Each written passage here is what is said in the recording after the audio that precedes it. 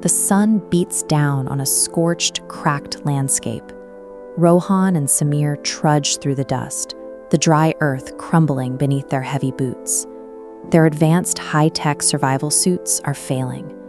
The holographic navigation map on Rohan's wrist flickers violently before the dying battery shuts the device down completely.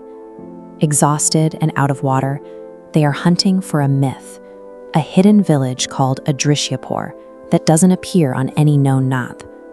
Without their digital tools, they have reached the absolute limit of their physical endurance. Suddenly, the dead silence breaks. A deep, rhythmic hum vibrates through the air, signaling an electronic frequency that shouldn't exist in a barren desert. Rohan reaches out into empty space. His hand meets sudden resistance, ripples the air, and then disappears into an invisible frequency shield. Samir recoils in terror. But with their water completely gone, they have no choice but to hold their breath and step directly into the ripple.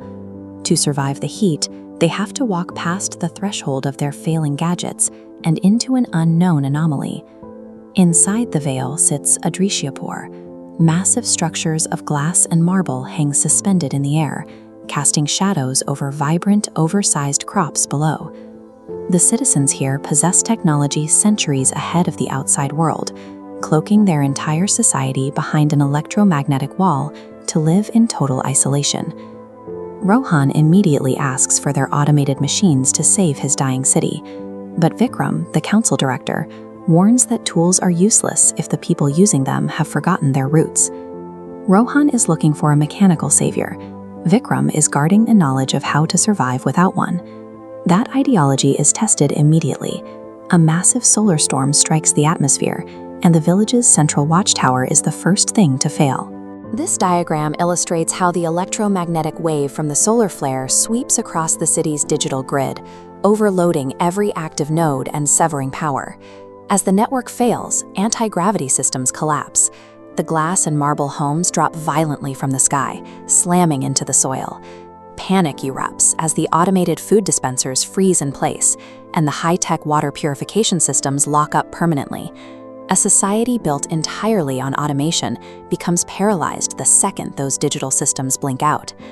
While the villagers stare at their dead screens, Rohan grabs a shovel and starts digging a deep trench near the contaminated river. This diagram shows the mechanics of his improvised system. Dirty water passes downward through distinct layers of gravel, sand, and crushed charcoal, naturally stripping out toxins. The process is identical to the logic used by their broken machines, executed entirely with raw earth. Slowly, a single drop of crystal clear water drips from the bottom of the rig, and the thirsty villagers rush forward. When the electronics failed, the village survived by stacking dirt and rocks. The village adapts rapidly. Instead of waiting for hovercrafts, teams of people use thick hemp ropes and wooden pulleys, hauling stones manually. With the robotic doctors offline, the women return to crushing local roots and applying traditional herbal pastes to treat the injured. Stripping away the technology forced the community to relearn how to use their own hands and the nature surrounding them.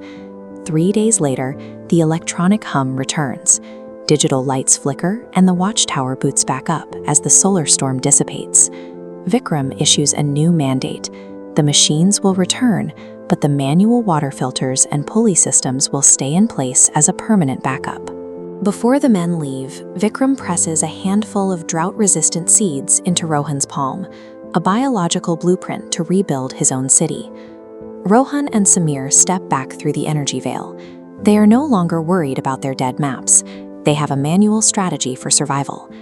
Their new path involves a balance, using the speed of machines while keeping a firm grip on the basic skills that keep a community alive when the power goes out.